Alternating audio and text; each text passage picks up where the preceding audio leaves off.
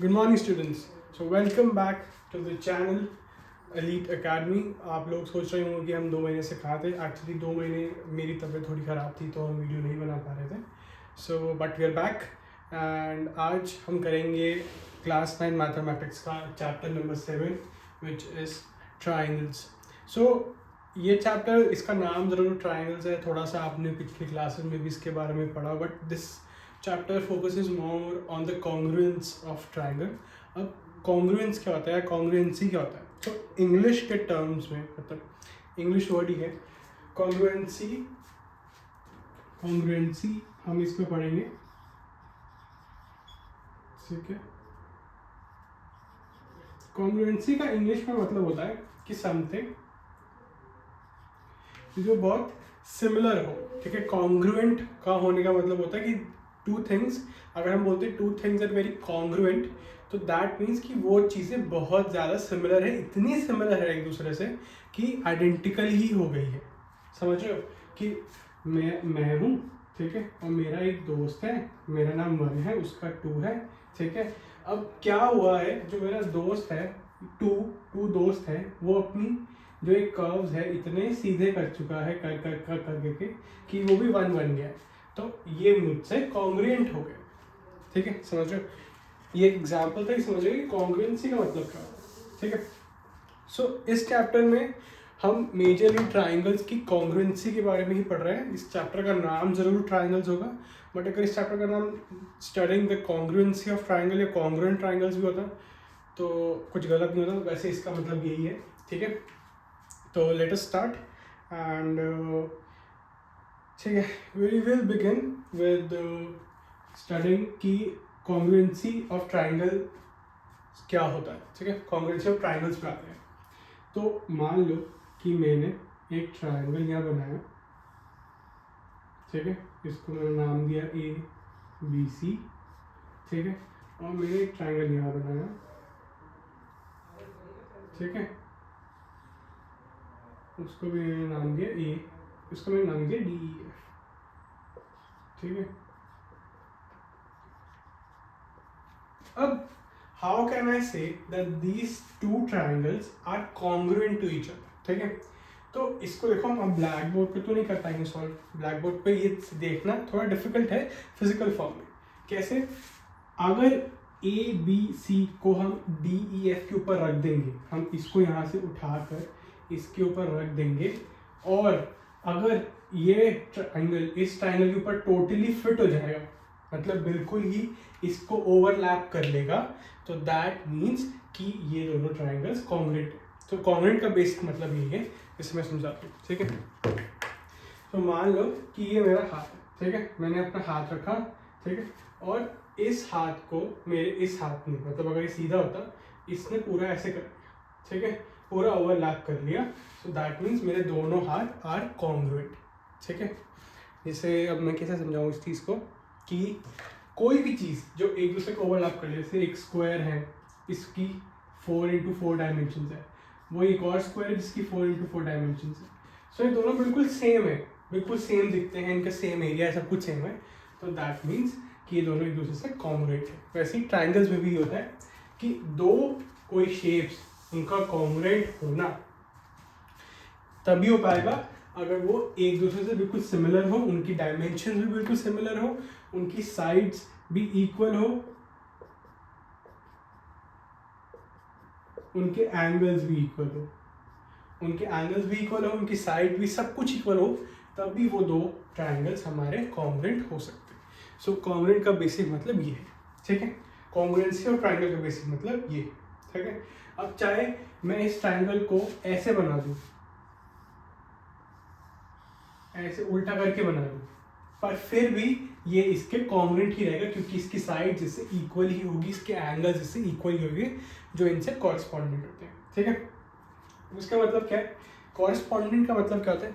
इससे हम एक बहुत ही इंपॉर्टेंट टर्म समझेंगे जो हमें कॉन्ग्रुएंसी का ट्राइंगल में आता है, ठीक है.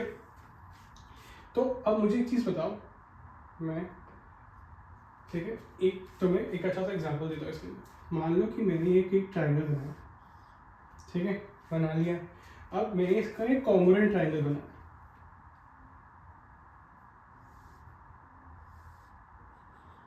ठीक है, मैंने इसका कॉन्ग्रुएंट ट्रायंगल बनाया, मान लो कि दोनों कॉन्ग्रुएंट है, ठीक है।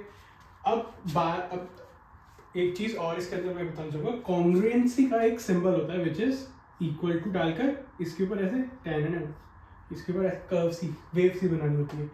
इसका मतलब होता है that two things are congruent. हम इक्वल टू साइन कब लगाते हैं, जब कोई चीज एक दूसरे से इक्वल होती है ना। कॉन्ग्रुएंसी के अंदर हम बेसिकली एक ऊपर ये भी लगा देते हैं कि वो इतने इक्वल है कि वो बिल्कुल मिल रहे हैं, इतने इक्वल है, कॉन्ग्रुएंट है, ठीक है। इक्वल के ऊपर एक मुस्टैच सी बनानी है, एक ऐसे कर्व सी बनानी है, ऐसे उल्टा ऐसा बनानी है, ठीक। ये तो याद आएगा, ये हमने देख लिया। अब इस पर आता है वापस, ठीक है। ये दोनों कॉन्ग्रुएंट है एक दूसरे से, ठीक है। A B C D E F, ठीक है। तो अभी तो मैंने ये चीज देखी, अब मैं क्या करता हूँ, डी ई एफ को उल्टा कर देता हूँ।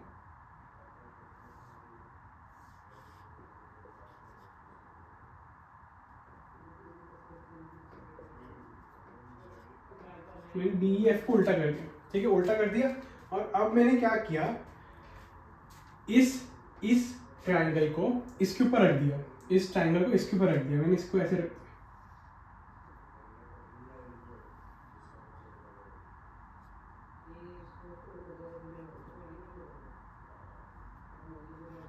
अब क्या ये एक दूसरे से ओवरलैप कर रहे हैं?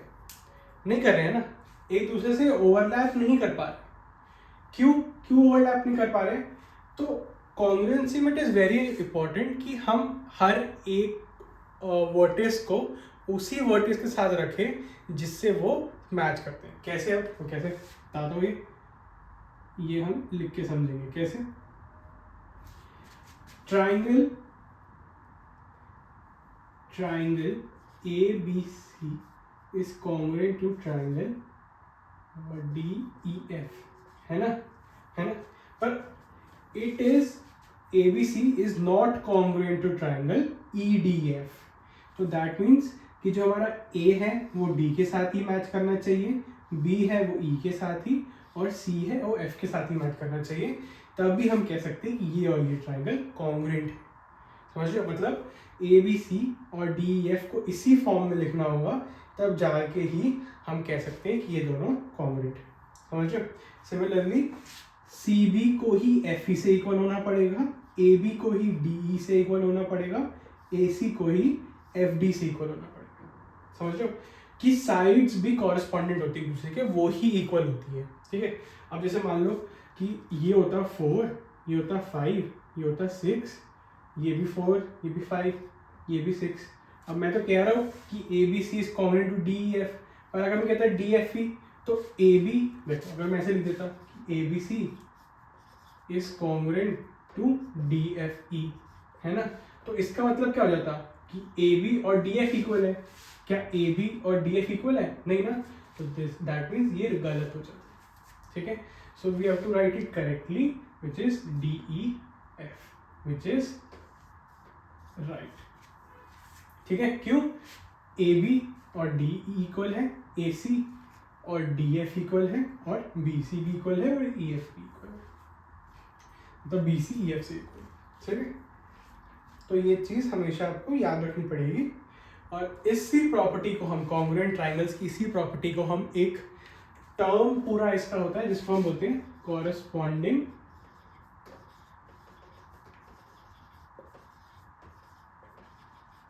Parts of congruent triangles। अब इतना बड़ा बार बार मैं तो नहीं लिखने वाला, ना ही कोई मैथमेटिशियन इसको लिखता है, इसलिए हमने इसकी एक प्यारी सी शॉर्ट फॉर्म लिखवा रखी है which is called as CPCT, ठीक है। CPCT इसकी शॉर्ट फॉर्म होती है। कहीं भी आप CPCT मेंशन करेंगे तो इसका मतलब होगा कि हम corresponding parts of congruent triangles दिखा रहे हैं, ठीक है। इतना समझ आया कि कॉन्ग्रुएंसी ऑफ ट्रायंगल क्या होता है, कॉन्ग्रुएंट पार्ट्स क्या होते हैं, कि हम किसी भी, अगर हम लिखते हैं कि triangle ABC is congruent to DEF, तो हमें उसी फॉर्म में लिखना है जिस फॉर्म में वो एक दूसरे से मैच करते हैं, ठीक है। कि ADBECF अपनी पोजीशन पर ही होंगे, उसी ऑर्डर में आएंगे। हम गिन नहीं सकते कि सर ट्रायंगल तो सेम ही बात होगी ना, ट्रायंगल तो वही है ना, अगर हम ABC लिखे या ACB लिखे, नहीं, हमें उसी ऑर्डर में लिखना है जिस ऑर्डर में हम दूसरे वाले को लिखने वाले हैं। ठीक है, यहाँ पे समझ आ गया कि हम कैसे करने वाले हैं मैच। ठीक है,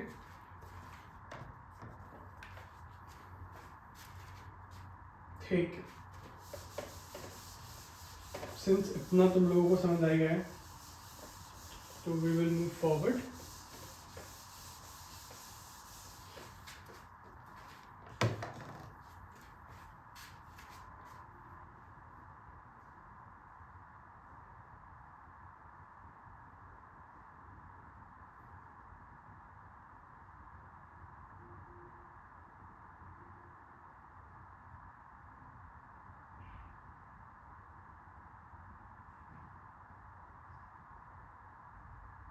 ठीक है, अब सर अब हमने देखो ये कॉन्ग्रुएंसी तो समझ ली, ठीक है क्या होता है, पर ये काम का आता है, इसका एप्लीकेशन की जरूरत है। कि कभी सोचा है कि ये दो ट्राइंगल्स, ठीक है, ये दो ट्राइंगल्स कॉन्ग्रुएंट है, इससे मेरे को क्या लेने देना, इससे मेरा क्या मतलब है, दो चीज़ें कॉन्ग्रुएंट है उससे क्या मतलब है, ठीक है, इसका एप्लीकेशन की जरूरत है। तो थोड़ा ध्यान लगाओ और सोचो कि कॉन्ग्रुएंसी विच मीन्स आइडेंटिकल, कि एकदम एक दूसरे से इक्वल होना, इसका मतलब कहाँ काम हो सकता है? कॉपिंग इंडस्ट्री में, कि अगर हमें किसी चीज़ की कॉपी बनानी है, दैट मीन्स हमें किसी चीज़ की कॉन्ग्रुएंसी या कॉन्ग्रुएंट पार्ट निकालना है, that is where we have to use congruency. ठीक है, समझो कि जैसे मान लो हमें कोई दो शेप्स को कंपेयर करना हो कि भाई ये वाला है या ये वाला है, ये चल सकता है कि नहीं। मान लो कोई हमें स्क्रू चाहिए हो, कोई मतलब स्क्रू चाहिए हो, स्क्रू समझते हो, स्क्रू जो स्क्रू होती है हमारी, ठीक है, ऐसे रोल रोल रोल रोल, अब ये हमारे दूसरा पीस चाहिए उसका, तो we will look for the congruent part. ठीक है, कोई पेन की कैप है, ठीक है, पेन की कैप है कोई, ठीक है, वो ही फिट होगी उस पेन पर जो उसकी कॉन्ग्रुएंट होगी। ठीक है, तो हमें वो वाला ढूंढना पड़ता है। कोई रिफिल है पेन की, तो वो फिट नहीं आएगी, अगर कोई और नहीं होगी तो वैसी कॉन्ग्रुएंट रिफिल हमें चाहिए, है ना। तो that is where congruency comes in. ठीक है, अब इस कॉन्ग्रुएंसी के काफ़ी सारे क्राइटेरिया होते हैं, ठीक है, टू फाइंड आउट कि if two triangles are congruent और नॉट। ठीक है, क्राइटेरिया से मतलब क्या समझते हो? क्राइटेरिया से मतलब क्या समझते हो कि ऐसा दो ट्राइंगल्स के बीच क्या सिमिलर होना चाहिए कि वो कॉन्ग्रुएंट माने जाए। ठीक है, तो देखो वैसे तो हमें पता है कि अगर तीनों साइड्स इक्वल हो जाए, तीनों एंगल्स एक साथ, तीनों साइड्स और तीनों एंगल्स सब में इक्वल हो तो हमें ठीक है। पर मानो कि हमें इतनी इन्फॉर्मेशन गिवन ही ना, तब हमें क्या करना है? What are the minimum criterias जो हम देख कर बता सकते हैं कि कॉन्ग्रुएंट हो। ठीक है, तो ऐसे हमारे को बहुत सारी थ्योरीज और बहुत सारे रूल्स दे रखे हैं जो हमें पढ़ने हैं। ठीक है, तो फर्स्ट एंड इन सब का सबसे इम्पॉर्टेंट जो हम रूल, ठीक है, हम पढ़ाया जाता है, जो हम एक एक्सियम लेके चलते हैं। ठीक है, this is called axiom 7.1 SAS congruence rule. ठीक है, SAS कॉन्ग्रुएंस रूल। ठीक है, अब सर इसका क्या मतलब होता है? What is SAS congruence rule? ठीक है, एंड इफ किसी को एक्सियम का मतलब ना पता हो तो मैं बता देता हूँ। Axiom is something which we cannot prove mathematically, but yes it is proven somehow, it is somehow proven, but हमें इसको मानना पड़ेगा क्योंकि मैथमेटिकली प्रूव नहीं हो पा रहा है किसी और एग्जिस्टिंग थ्योरम से। ठीक है, तो देन हम एक्सियम मान लेते हैं, this is proven but not mathematically proven by a existing theorem. ठीक है, तो इसको हम एक्सियम आगे चलते हैं, ये चीज़ ऑलरेडी प्रूवन है, इसका कोई प्रूफ नहीं निकालेंगे, बट ये चीज़ है क्या? ठीक है, तो ये SAS को तो हम थोड़ा अभी रोक लेते हैं, पहले कॉन्ग्रुएंस रूल तो समझ गए।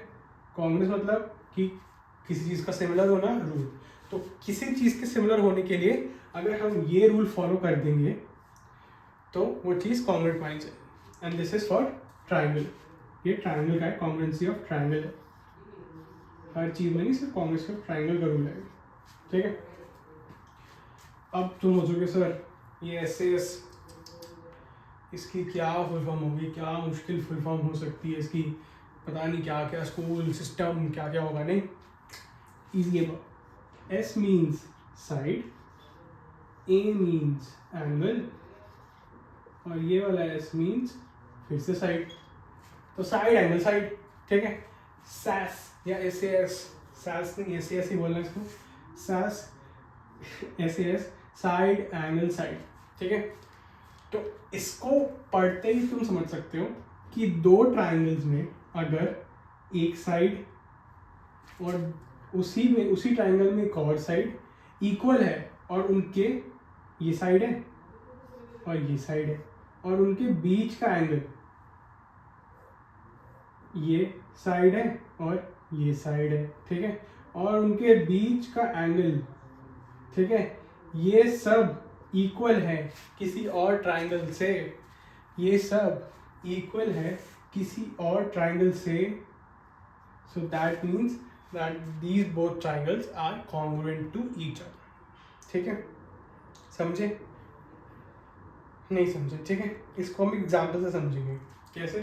चलो ठीक है, एग्जाम्पल ले लेते हैं सर, एनसीईआरटी का एग्जाम्पल लेंगे ताकि ये खुद से समझ आ जाए, ठीक है।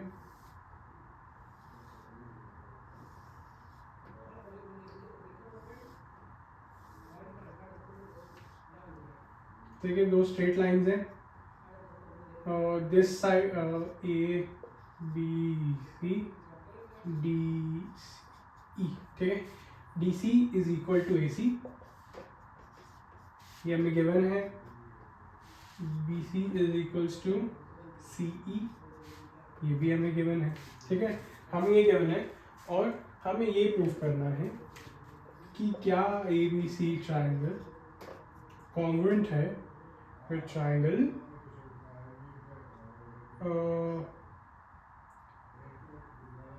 डी ई सी, ठीक है। इस triangle A B C congruent to triangle D E C, ये हमें शो करना है, ठीक है, प्रूव करना है, ठीक है। So by this S A S congruence rule, ठीक है, सबसे पहला क्या हमें क्राइटेरिया है, एक साइड इक्वल होनी चाहिए, है जी, सी डी और ए सी,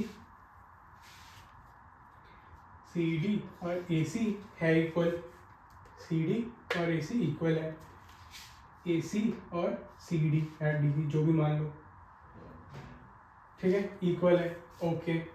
एंगल, चलो एंगल में बाद में आते हैं, साइड, एक और साइड इक्वल होनी चाहिए, ठीक है, बी सी और सी ई भी इक्वल है, एक और साइड हो गया, ठीक है, बी सी और सी ई भी इक्वल है, ए सी और सी डी भी इक्वल है। चलो एस और एस तो हमने फुलफिल कर लिया क्राइटेरिया, अब एंगल की बात आती है, ये दो स्ट्रेट लाइंस है ना, and according to vertically opposite angle theorem, this angle and this angle is equal to each other, ठीक है, this angle and this angle is equal to each other, so that means angle BCA is equal to angle, इसको भी हमें correct form में लिखना होगा, BCA तो ECD, ठीक है, एंगल ECD से इक्वल है और ये हो जाएगा हमारा E, ठीक है। तो by S A S these two triangles are congruent to each other, yes, ठीक है। अब ये चीज समझ आई?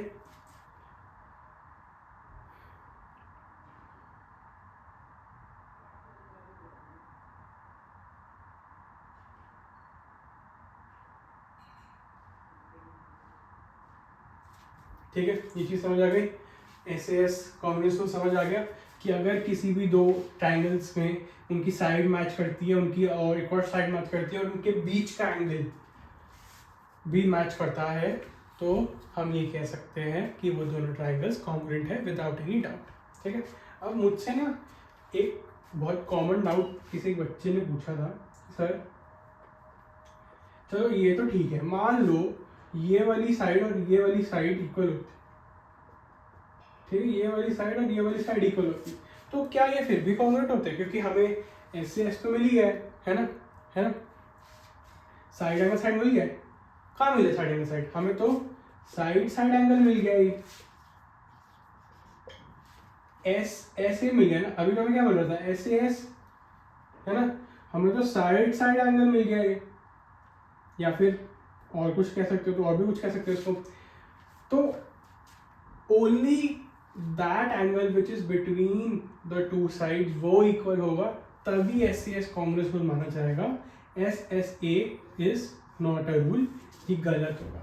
तो हमेशा ध्यान रखना, अगर तुम्हें क्वेश्चन में पूछा जाए कि is this two triangles congruent और तुम्हें दो साइड्स गिवन हो और तुम्हें एस एस लगाना हो, तो उनके बीच का एंगल, मतलब एक ये साइड इक्वल है, एक ये साइड इक्वल है, एक ये साइड इक्वल है, तो एक ट्राइंगल के अंदर तो इनका बीच का एंगल, ये साइड इक्वल है, ये साइड इक्वल है, इनके बीच का एंगल जो इनके मिला के जो एंगल बन रहा है वो इक्वल होना चाहिए, उनका इंक्लूडेड एंगल जिसको हम बोलते हैं, और उस तभी हम S C S congruence rule को मानते हैं। तुम्हें इस S C S congruence rule जो एस सी एस गिवन है इसी से समझ आ जाएगा कि इस साइड और इस साइड का बीच वाला एंगल ही से चलेगा, तभी S S A is not any rule, A S S is also not any rule, सिर्फ एस ए एस ही एक रूल है क्योंकि दो साइड्स के बीच का एंगल, ठीक है, दो साइड्स के बीच का एंगल एस से एस है, तुम्हें चीज हमेशा याद रखना। ओके ठीक है, तो ये तो हमारा हो गया एक्जियम 7.1 जो हमारा फर्स्ट कॉन्ग्रुएंसी का हम रूल मानते हैं।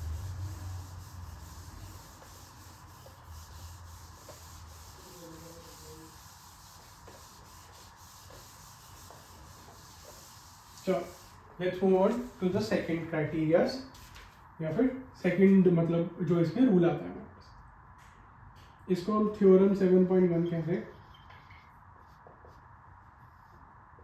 ASA कॉन्ग्रुएंसी रूल, ठीक है ठीक है। तो अब एस से समझ आ गया है, तो ASA भी तुम्हें बहुत इजी लगेगा। क्यों? एंगल साइड एंगल, ठीक है, इसमें समझ आ गया एंगल साइड एंगल, ठीक है। अब इसका एक प्रूफ होता है, बिकॉज ये थ्योरम है, थ्योरम 7.1 एग्जाम नहीं है, इसका एक प्रूफ होता है। इसका प्रूफ बहुत ही बोरिंग वाहियात प्रूफ है, वैसे इसका प्रूफ कभी क्वेश्चन में पूछा नहीं आता, बट मैं एक बार ये प्रूफ एक बहुत ही नॉर्मल वे में बता देता हूँ कि मान लो कि हम क्या करते हैं, एक ट्राइंगल लेंगे, ऐसे रहने दो, इसका प्रूफ कभी क्वेश्चन में नहीं आएगा और बहुत ही बेकार सा प्रूफ है टू बी ऑनेस्ट, मतलब बहुत बोरिंग है, तो तुम्हें खुद एनसीईआरटी से पढ़ लेना। I really do not want to waste my time, क्योंकि इससे कभी क्वेश्चन नहीं आया है, कभी एग्जाम में ASA को प्रूव करना कभी भी नहीं आया है, ठीक है, तो कोई पॉइंट नहीं है। लेट्स मूव ऑन कि ये रूल है क्या, इसको समझते हैं, ठीक है। Now angle side angle congruency rule का मतलब है कि if there is a triangle ABC and if there is a triangle DEF, ठीक है, और इसके अंदर हमें क्या गिवन है, एक ही एंगल, ठीक है,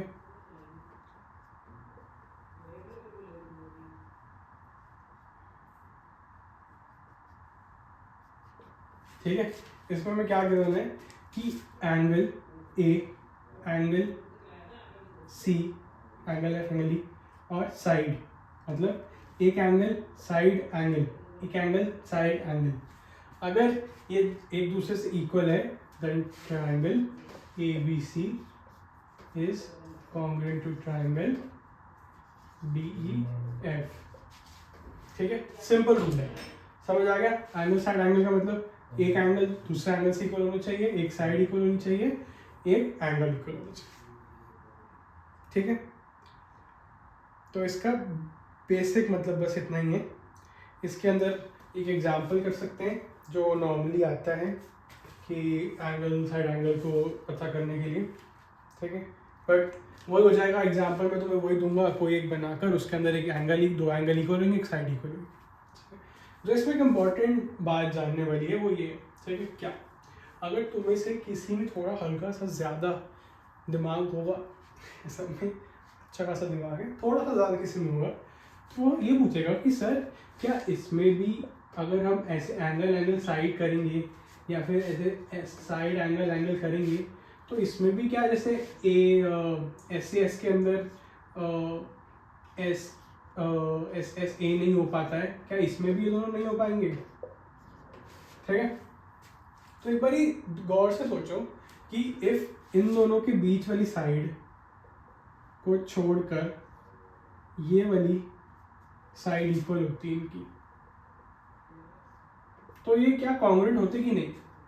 मतलब ए एस हो गया या फिर एस ए हो गया, तो क्या ये कॉन्ग्रुएंट होते हैं? ठीक है, सोचो। तो most of you would say कि नो सर, नो सर। क्यों? क्योंकि आपने एस से कॉन्ग्रुएंस रूल पढ़ाया था हमें, और जैसे हम आपने एस पढ़ाया था एंगल साइड एंगल, तो एंगल दो एंगल्स के बीच वाली साइड ही होनी चाहिए। ठीक है, but this is not true. क्यों? क्योंकि थोड़ा सा दिमाग लगाओ, हर एक ट्राइंगल के जो इंटीरियर एंगल्स होते हैं उनका सम क्या होता है? 180 डिग्री, है ना? इसका भी कितना होगा? 180 डिग्री। तो तीनों, इन तीनों एंगल का सम 180 है, इन तीनों एंगल का सम 180 है, ये इससे इक्वल है, ये इससे इक्वल है। समझ आया कुछ? a plus c plus b is 180 degree, d plus f plus e is also equals to 180 degree, a is equals to d, c equals to f. So इससे हम क्या कह सकते हैं कि b is equals to e। क्या कहेंगे हम? a plus c plus b 180 है, ठीक है, d plus f plus e 180 है, ठीक है, ये इसके इक्वल है, ये इसके इक्वल है। क्यों ना हम इसको इसमें रिप्लेस कर सकते हैं, तो ये हो जाएगा d plus F plus B equals to 180 degree, by these two we can say e is equals to b। मतलब ये एंगल भी इस एंगल के इक्वल हो गया है। अब सिंस ये एंगल भी इस एंगल के इक्वल हो गया है, तो AS के अंदर तो ये दोनों एंगल्स भी काउंट कर सकते हैं। तो ये दोनों एंगल्स के बीच की साइड अगर इक्वल है तो मतलब ये दोनों ट्रायंगल्स कॉन्ग्रुएंट है।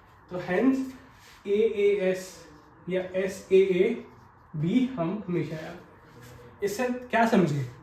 इससे क्या चीज समझे कि अगर किसी भी ट्रायंगल के दो एंगल्स इक्वल है और उनकी एक साइड इक्वल है तो वो ट्रायंगल कॉन्ग्रुएंट होगा। कोई भी दो एंगल्स उठा लो, ठीक है, जरूरी नहीं है कि उनके बीच की साइड ही। एक चीज ध्यान रखना कि AAA कभी नहीं सक्सेसफुल हो सकता, ठीक है, because to have a congruent triangle there is a must कि एटलीस्ट एक साइड तो दोनों एंगल की इक्वल, ठीक है। ऐसा पॉसिबल ही नहीं है कि अगर एक भी साइड इक्वल ना गिवन हो और वो ट्रायंगल कॉन्ग्रुएंट। वैसे तो कॉन्ग्रुएंट ट्रायंगल्स में तीनों साइड्स इक्वल होती है, टोटली गिवन, बट क्राइटेरिया अगर हम देख रहे हैं तो हमें एटलीस्ट एक साइड इक्वल गिवन होनी चाहिए, तभी हम कुछ उस पर वर्क कर सकते हैं कि हाँ ये कॉन्ग्रुएंट ट्रायंगल हो सकता है, ठीक है। अगर हम एक भी साइड इक्वल नहीं गिवन हो तो हम कोई पता कर ही नहीं सकते कि वो कॉन्ग्रुएंट है कि नहीं मैथमेटिकली, ठीक है। तो अगर हमें तीनों एंगल्स भी गिवन हो ना कि तीनों एंगल्स इक्वल है तो हम नहीं कह सकते कि कॉन्ग्रुएंट है। क्यों? क्योंकि मान लो कि वो ऐसे भी तो हो सकता है, एक उसके अंदर छोटू ट्रायंगल हो और ये एंगल तो इक्वल हो सारे, पर ये कितने फर्क है, कॉन्ग्रुएंट थोड़ी है। इनको सिमिलर ट्रायंगल्स बोलते हैं, कॉन्ग्रुएंट नहीं बोलते। जैसा समथिंग जो तुम आगे वाली क्लासेस में पढ़ोगे, तो समझ लो ए इज नेवर अ रूल। हमेशा हमें एटलीस्ट वन साइड इक्वल चाहिए होगी अगर हमें किसी भी दो ट्रायंगल्स को कॉन्ग्रुएंट प्रूफ करना है, ठीक है। तो ए से तुम्हें समझ आ गया, ये समझ आ गया कि अगर हमें दो एंगल्स गिवन हो तो कोई भी साइड दे दो, सर कोई भी साइड दे दो, वो दोनों ट्रायंगल्स इक्वल होंगे, ठीक है। कोई भी एक साइड इक्वल दे दो, वो दोनों ट्रायंगल्स इक्वल नहीं कॉन्ग्रुएंट होंगे, ठीक। Okay, so this was 7.1 theorem, ठीक है। तो we will move on to another rule congruency का, ठीक है, जो वैसे तो 11.4 के अंदर है क्योंकि बीच पे एनसीईआरटी के अंदर पूरी प्रॉपर्टीज दे रखी है ट्रायंगल्स की, वो हम इसके बाद वाली वीडियो में करेंगे सेकंड पार्ट में। अभी इस चैप्टर में हम थ्योरम्स जो कॉन्ग्रुएंसी की है वो कंप्लीट करते हैं, ठीक है। तो फर्स्ट इज जो हमारी सेकंड है ASA। हमने अभी तक SAS पढ़ ली है, ASA पढ़ ली है, जिसको हम ए एस या एस ए भी लिख सकते हैं. नाउ द थर्ड हमारा congruency rule is S S S congruency rule. ठीक है, this is S S S congruency rule.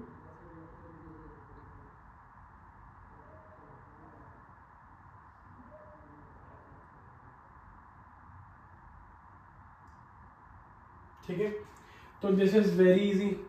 ये तो कोई प्रूव करने की, इसको प्रूव करने के लिए बेसिक कंस्ट्रक्शन से तुम इसको प्रूव कर सकते हो. कंस्ट्रक्शन करते हो जब, तो उसमें प्रूव कर सकते हो कि तीनों साइड्स इक्वल है. ठीक है, तो वो कॉग्रेंट होगा. अगर तुम्हें तीनों साइड्स ही प्रूव कर दी कि इक्वल एक दूसरे से, तो फिर तो कर ही दिया प्रूव. ठीक है भाई, तुमने एक सर्कल लिया, ठीक है, दोनों की रेडियस ही इक्वल प्रूव कर दी, तो वो इक्वल ही होंगे ना, है ना. तो तीनों साइड्स ही तुमने मैच करवा दी है, तो ऑब्वियसली वो ट्रायंगल्स इक्वल ही होंगे. ठीक है, वो अलग हो नहीं सकते क्योंकि उनके एंगल्स भी इक्वल ही निकलेंगे. कोई भी तीन डिफरेंट नंबर्स की अगर हम ट्रायंगल बनाएंगे उनके साइड्स को लेकर, तो वो एक ही एंगल, उनका कुछ ना कुछ एंगल सेम ही बैठेगा हमेशा. ठीक है, कि अगर मैं एक ट्रायंगल बना दूँ 1 2 3 सेंटीमीटर का, और मैं कुछ ऐसे भी कुछ भी करके बना दूँ 1 2 3 सेंटीमीटर का, तो हमेशा इनके एंगल्स मैच करेंगे, ये हमेशा कॉन्ग्रुएंट है. ठीक है, S S S congruence rule होता है. ये बहुत ही वेरी वेरी क्या बोलते हैं, वेरी ऑब्वियस रूल है. वेरी ऑब्वियस रूल है कि तीन साइड्स अगर इक्वल होगी, मिल गई हैं, तो वो कॉन्ग्रुएंट होंगे ही. ठीक है, तो ये हमारा हो गया. अब हम चलते हैं हमारी 7.5 पे. ठीक है, दिस इज लिटिल इंटरेस्टिंग दो. आई थिंक ये हमारे पहले वाले जो कॉन्ग्रुएंस रूल्स हैं उनका ही एक मोड़ा तोड़ा वर्जन है. ठीक है, but let's do it. RHS congruence rule. तो RHS what does it stand for? अभी तक SAS AS से SS पढ़ा, तो इसमें S और A आ रहा था. हाँ सर, एक साइड होता है, एंगल होता है, समझ आ रहा था. अभी R और H के आ गए. चलो S तो मैं कह दूंगा, S होता भी साइड ही है इसमें भी, कि वो तो ठीक है, बट R और H समझ नहीं आ रहा. तो R is nothing but right angle. ठीक है, and H is hypotenuse. Hypotenuse या हाइपोटेन्यूज या जो भी बोलते हो, हाइपोटेन्यूज. ठीक है, तो right angle, hypotenuse and side. RHS congruence rule का मतलब ये है कि अगर हमें दो ट्राइंगल्स में दो राइट एंगल ट्राइंगल्स गिवन है, ठीक है, जिसके अंदर एक साइड इक्वल है और उनका side other than the hypotenuse side वो इक्वल है, और हाइपोटेन्यूज अगर इक्वल है, तो देन वो दोनों ट्राइंगल्स कॉन्ग्रुएंट होंगे. What does that mean? कि मेरे को दो ट्राइंगल्स गिवन है. ठीक है, राइट एंगल ट्राइंगल्स होने चाहिए, नॉट एनी अदर ट्राइंगल. ठीक है, इसमें मेरे को गिवन है कि हाइपोटेन्यूज इक्वल है, दो साइड्स इक्वल है, और एक अलग साइड से इक्वल है, तो दैट मीन्स ये दोनों ट्राइंगल आर कॉन्ग्रुएंट. अब इसका बहुत ही एक सिंपल लॉजिकल मतलब निकालने की कोशिश करो. तुम्हें पता है कि ये P होता है, ये B होता है, लगा लेते हैं PB होता है. तो अगर P² + B² H² होता है ना, P² + B² H² होता है, P² + B² = H² होता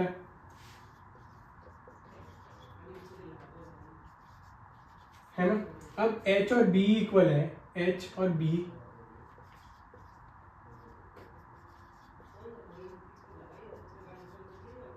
ठीक है, इसको हम P2 H2 B2 ले लेते हैं. ठीक है, अब हमें पता है कि H² ये दोनों भी एक दूसरे से इक्वल है और B भी एक दूसरे से इक्वल है. तो it is very common sense वाली चीज़ कि P will also be equal to P2, मतलब ये दोनों भी इक्वल ही होंगे, है ना. तो बाय साइड हम इस पूरे कॉन्ग्रुएंसी वाले रूल जो हमने RHS बना के बैठा है, ठीक है, उसको प्रूव कर सकते हैं. ठीक है, कि RHS SSS का राइट एंगल वाला तोड़ मोड़ के RHS बना रखा है. ऐसा तो तुम कहोगे कि सर ये एंगल गिवन है तो इसमें एस से एस तो लग नहीं सकता क्योंकि ये एंगल तो इधर है ही नहीं, इन दोनों के बीच में तो है ही नहीं। बट बाय कॉमन सेंस ये वाली जो हमारे को नहीं गिवन ये भी इक्वली आएगी। मान लो ये गिवन होती ये नहीं होती तब भी हम ये निकाल के कर सकते थे प्रूफ कि हाँ P इज इक्वल्स टू और B इज इक्वल्स टू दूसरे वाला भी। ठीक है, तो ये समझ आ गया। RHS कॉमन स्कूल अगर हमें क्वेश्चन में गिवन है तो दिस इज दैट मीन्स। ठीक है,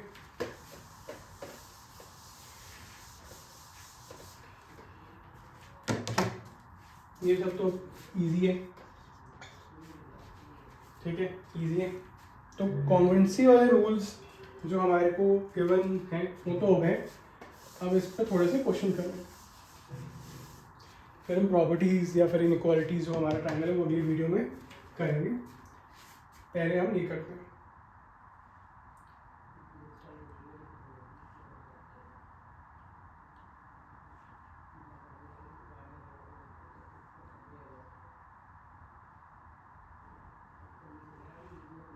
ठीक है, ओके, तो लेट्स डू इट। ठीक है, हमें एक क्वेश्चन गिवन है।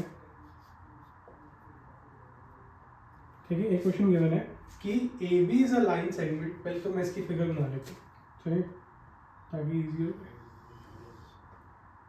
A B is a line segment, okay sir, and P is its midpoint. ठीक है sir, D and E are points on the same side of AB. ठीक है, D and E are points on the same side of AB such that angle BAD is equals to AB. मतलब कोई एक point है D, कोई एक point है E। ठीक है, और हमें गिवन है BAD, that means BAD, ठीक है, is equals to ABE, ABE। ठीक है, ये दो और ये इक्वल। अब इसको मैं लिखूंगा फिर से। ठीक है, and angle EPA is equals to DPB। ठीक है, हमें ये गिवन है, हमें क्या निकालना है? First triangle DAP is congruent to triangle EBP। ठीक है, और AD is equals to DE। ठीक है, अब हमें गिवन क्या करना है? ये तो हमें निकालना है। हम यहाँ पे गिवन लिखे थे, हमें गिवन है कि AB का लाइन सेगमेंट है, P इसका मिड पॉइंट है, that means AP is equals to PB। ये हमें गिवन है। हमें और क्या गिवन है? D, इसको मैं x लिख लेता हूँ ताकि इजी हो जाए। नहीं, x नहीं लिखते, छोड़ो। DAB is equal to EBA और EPA is equal to DPB। ठीक है, ये हमें गिवन है। हमें क्या करना है? ट्रायंगल DAP, तो ट्रायंगल को वो क्या करो, सिंगल आउट कि हमें ट्रायंगल कौन सा कॉन्वर्ट करने को बोल रहा है। DAP, ये वाला ट्रायंगल। ठीक है, ये वाला ट्रायंगल हमें पूछा गया है is convert to triangle EBP। इसको हम ऐसे बना लेते हैं, ये वाला पार्ट। ठीक है, ये दो ट्रायंगल्स को हमें कॉन्वर्ट करने बोला है। ठीक है, तो चलो पहले तो लेट्स फिगर आउट कि हमें क्या कोई एंगल इसमें इक्वल मिल रहा है। तो पहले तो ये दो एंगल्स हमें गिवन है ना, तो इन्हीं को पहले कर लेते हैं। क्या EBA और DAB इक्वल है? DPA और EBP इक्वल है। ठीक है, एक तो ये क्राइटेरिया हो गया, angle DAB is equal to angle EBA। ठीक है, EBA। ओके, इसमें एक चीज ध्यान रखना कि हमेशा ट्रायंगल वाले ही एंगल्स दिखो। ठीक है, क्योंकि ये हम ट्रायंगल देख रहे हैं तो हम B तक नहीं जा सकते, हमें DAP ही लिखना है। By this we can figure out this. Okay ठीक है। अब हमें एक और चीज़ भी पता है, क्या है वो चीज़, कि ये दो साइड्स जो है वो भी इक्वल है ना। तो साइड्स इक्वल है मतलब AP is equals to PB, AP is equals to BP, उल्टा लिखते हैं, ठीक है। AP is equals to BP, ठीक है। हमें एक और चीज़ गिवन है। अब हमें एक और एंगल ये वाला गिवन है, बट ये इस ट्रायंगल का पूरा नहीं है, क्यों ना इस पार्ट को हम x ले लेते हैं, ठीक है। तो हमें पता है कि ये वाला एंगल इस वाले एंगल के इक्वल है, ठीक है। हमें क्या पता है, EPA is equal to DPB, पर इन दोनों को हम दोनों साइड x प्लस कर देते हैं,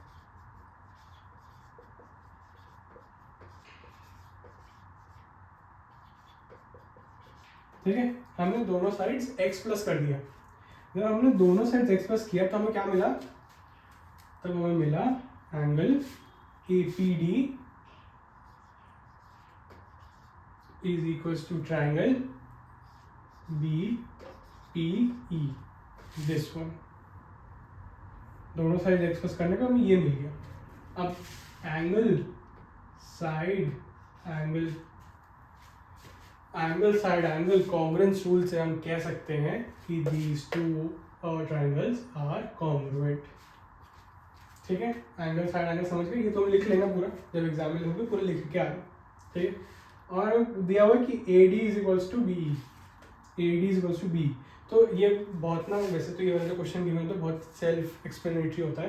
क्या करना, तो क्वेश्चन लिखना कि since these two triangles are congruent, so by CPCT AD will be equal to B, ठीक है। AD will be equal to B, hence so this is one of the questions जो तुम्हें समझना पड़ेगा। अच्छा है दोबारा देखना, ठीक है।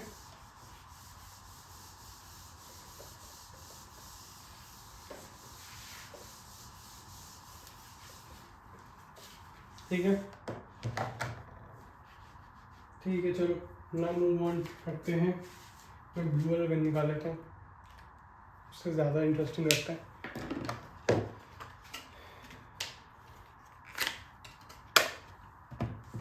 ठीक है,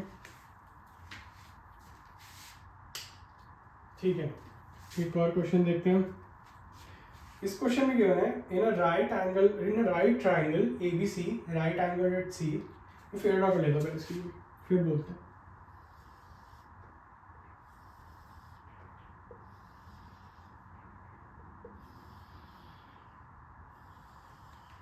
ठीक है, ये गिवन है, हमें गिवन है DBC इधर, ठीक है। अब क्या गिवन है, इन राइट ट्रायंगल ABC, ठीक है, राइट एंगल एट C, ये 90 डिग्री है, ठीक है। M is the mid point of hypotenuse AB, which means ये दोनों एक दूसरे से इक्वल है, ठीक है। ये मतलब समझते हैं, मतलब इक्वल का है। अब मैं कई जगह 2 डाल देता हूँ तो मतलब वो 2 है, सिर्फ वो एक दूसरे से इक्वल नहीं है, किसी और चीज़ में इक्वल है। मतलब जैसे मानो मैंने ये डाला, ये एक दूसरे से इक्वल है, ठीक है। फिर मैंने ये डाल दिया, विच मीन्स ये एक दूसरे से इक्वल है, बट ये एक दूसरे इनसे सिमिलर नहीं है। अगर इसको समझ में आ रहा है, वैसे समझ आ गया होगा, और नहीं आ रहा तो इसका मतलब ये होता है, ठीक है। क्वेश्चन में क्या है कि M is the mid point of AB, तो ये दोनों एक दूसरे से इक्वल हो गए, ठीक है।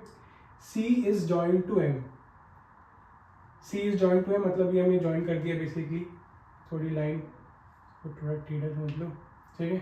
C is joint to M, कि M produce to a point D, मतलब हमने इसको D तक पॉइंट प्रोड्यूस कर दिए, such that DM is equals to CM, मतलब DM is equals to CM। इसको लिख लेते हैं, ये हमें गिवन है, AM is equals to BM, DM is equals to CM, ये हमें गिवन है, okay.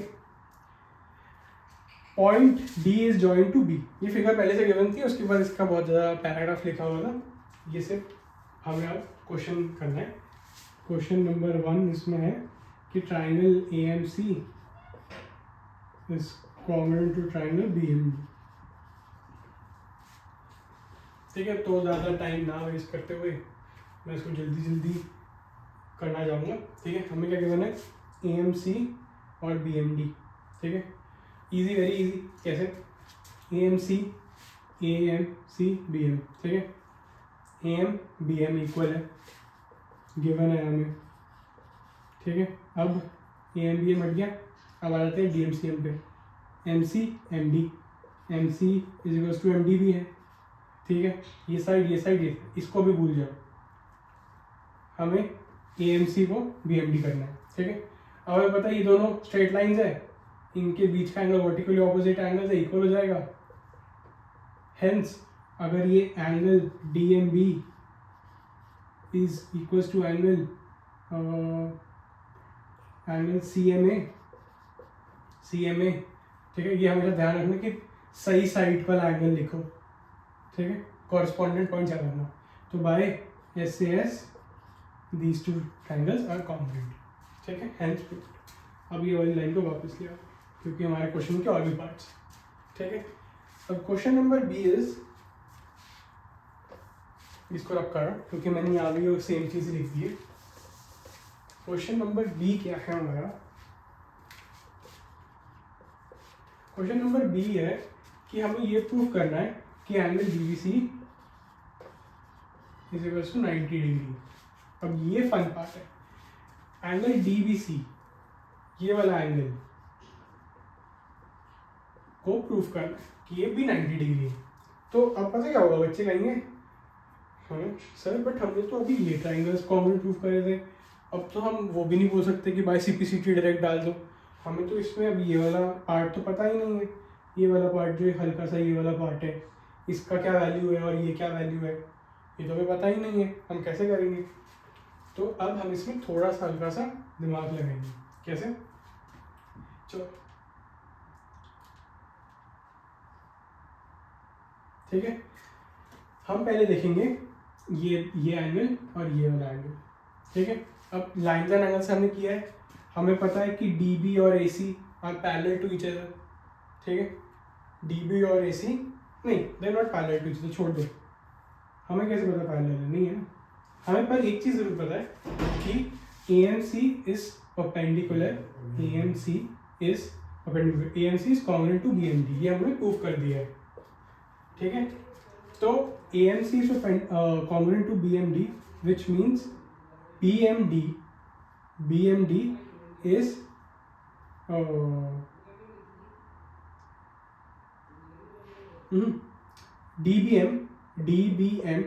DBM is equal to CAM. DBM angle is equals to angle CAM। समझ रहे हो कैसे, ये कॉन्ग्रुएंट था तो DBM ये वाला angle will be equal to angle CAM। ठीक है, ये दोनों एंगल्स इक्वल हो जाएंगे। ठीक है, कैसे, कॉरस्पॉन्डेंट रूल मैंने क्या किया, DBM CAM है ना, सही किया है ना, CAM DBM, कॉरस्पॉन्डेंस को वही रखा है, ये उल्टे ट्राइंगल कॉन्ग्रुएंट है। ठीक है, अब ये दोनों एंगल इक्वल है। ठीक है, अब इनको दो तरीके करने के, या तो हम क्या करें, इसको और इसको पैरेलल कर दे। क्यों, ऑल्टरनेट इंटीरियर एंगल्स के थ्रू ये लाइन पैरेलल हो गई है, ये दोनों लाइन्स पैरेलल है, तो अगर ये 90 डिग्री होगा तो इसका और इसका इंटीरियर एंगल का सम 180 होता है, तो ये भी 90 डिग्री होगा, हेंस प्रूफ्ड। एक तो ये तरीका है, समझ आया कैसे, क्योंकि ये दोनों एंगल्स इक्वल है तो मतलब ये इंटीरियर एंगल्स हो गया। इंटीरियर एंगल्स प्रॉपर्टी से हम कह सकते हैं कि AC is parallel to DB, और इंटीरियर एंगल्स का 180 होता है, ये 90 है तो ये हो जाएगा 180 माइनस 90 90। या फिर एक और तरीका क्या, हम इसका एक्सटीरियर एंगल निकालेंगे by exterior angle property. We know इसका और इसका सम इक्वल्स टू इधर का होता है विच इज 90। सिंस इसका और इसका सम 90 है, ये इसके इक्वल है, तो इसका और इसका सम भी 90 होगा। समझ रहे हो, इसका और इसका सम 90 है, इसका और इसका सम 90 है, ये इसके इक्वल है, तो मतलब इसका और इसका सम भी 90 डिग्री। अब मैं इसको लिख देता हूँ कैसे, by exterior angle property we know कि angle CAM plus angle ABC angle A B C is equals to 90 या 180 minus the right angle which is A C B. ठीक है, ये 90 है तो ये 90 हो जाएंगे।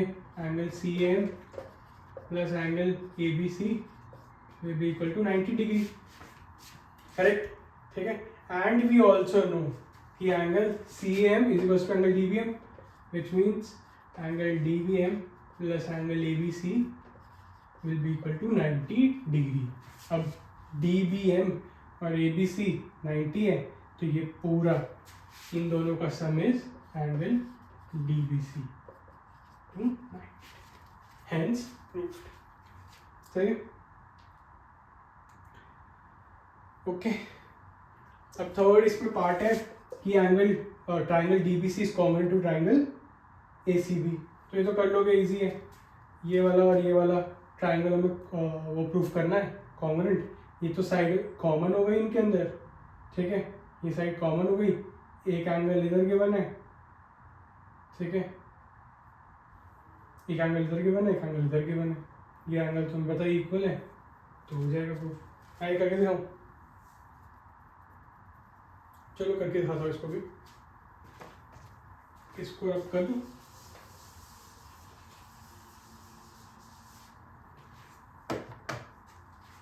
ठीक है, सी पार्ट हमें क्या प्रूफ करना है, triangle D B C is congruent to triangle A C B.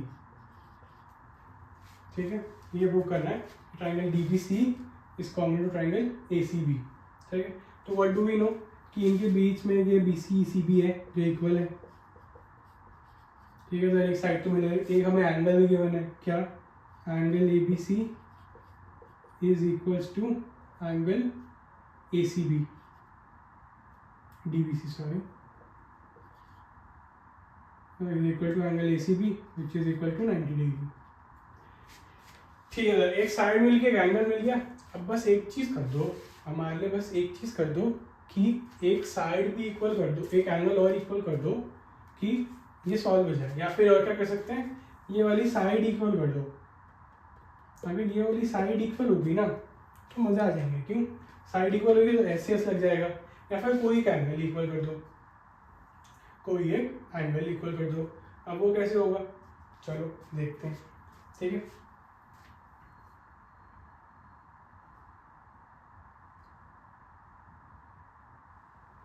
ठीक है, ठीक है, चलो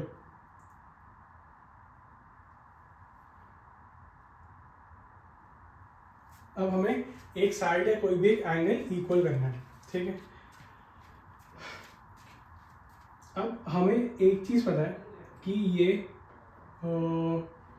जो एंगल है ये इस एंगल से इक्वल है। ठीक है, हेंस ये वाला एंगल भी इस एंगल से इक्वल होगा, करेक्ट। ये वाला जो एंगल है वो इस वाले एंगल से इक्वल होगा। ये तो हमने ऑलरेडी उसके अंदर देख लिया था ना, जो हमने पहला ट्रायंगल कॉन्ग्रुएंट प्रूफ किया था। ये वाला एंगल भी इस वाले एंगल से इक्वल था, और हमें ये पता था कि ये वाली साइड इस साइड से इक्वल है। पर उसके अंदर हमने एक और चीज़ भी प्रूफ करी थी, क्या, जो हमने फर्स्ट पार्ट किया था जिसके अंदर हमने A M C is congruent to B M T किया था, तो एक और चीज़ हमने करी थी इक्वल, विच इज ये साइड और ये वाली साइड भी इक्वल है, कॉरस्पॉन्डेंट है, which means D B is equal to A C. ठीक है, so by side angle side we can say triangle D B C is congruent to A C B. ठीक है, समझ आ गया। हमने जो फर्स्ट पार्ट में किया था जिसमें हमने इन दो ट्राइंगल्स को कॉन्ग्रुएंट प्रूफ किया था, उससे हम डी बी और ए सी निकाल चुके थे कि दोनों इक्वल हैं, और फिर हमने इनको इसमें और इसमें डाल दिया। ठीक है, okay, so this is where the major examples जो थे इसमें हमने किए हैं। हम एक और क्वेश्चन करेंगे।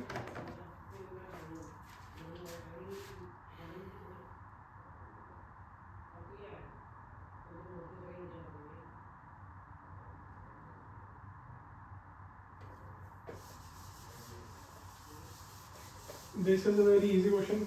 ये RHS भाई साहब जो है उसका क्वेश्चन है, आ जाता है, बट कभी कभी कंफ्यूजन होता है कि उसकी फिगर नहीं गिवन होती। हमें गिवन है कि BE and CF are two equal altitudes of triangle ABC। क्या गिवन है कि एक ट्राइंगल गिवन है ABC, ठीक है, और BE and CF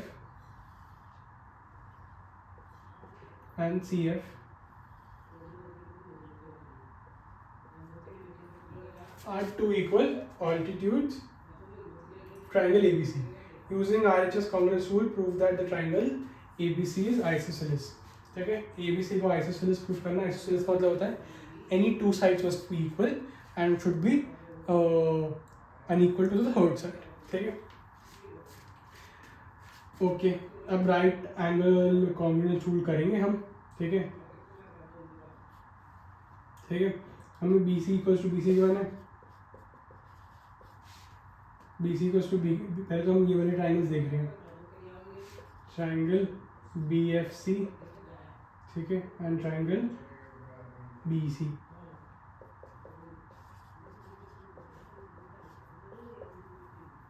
BC equals to BC, एक एंगल भी इक्वल है,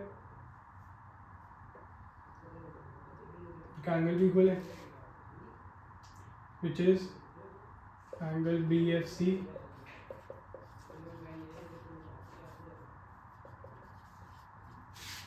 ठीक है, और हमें गिवन है कि B is equals to FC। ठीक है, अब जो ये BC है ये दोनों 90 डिग्री के ऑपोजिट वाला है, मतलब ये हाइपोटेन्यूज है H, और ये तो R हो गया, और ये हमारे एक साइड है इनके अंदर, यस। तो bye RHS we can say कि ये दोनों साइड्स इक्वल हो गई है। ठीक है, सिमिलरली अब हम क्या करेंगे, फिर हम ये वाला ट्राइंगल लेंगे, अभी हमने ये वाले लिए थे, फिर हम ये वाला लेंगे और इसको इसके इक्वल प्रूव कर देंगे, इन दोनों को सम कर देंगे, हेंस प्रूव्ड कि दोनों इक्वल है and this is an isosceles triangle. Basically ये है इस क्वेश्चन में, पहले ये वाले ट्राइंगल्स को कॉन्ग्रुएंट प्रूव करना है, फिर ये वाले को लिख के दे देता हूँ, triangle AFC is congruent to triangle BFC।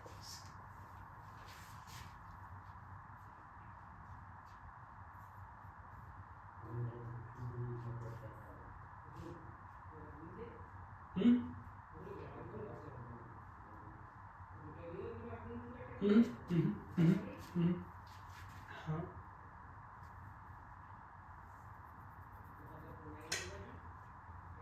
गलत क्या गलत किया हमने AFC तो सही ले लिया है, पर हमें ABE लेना है,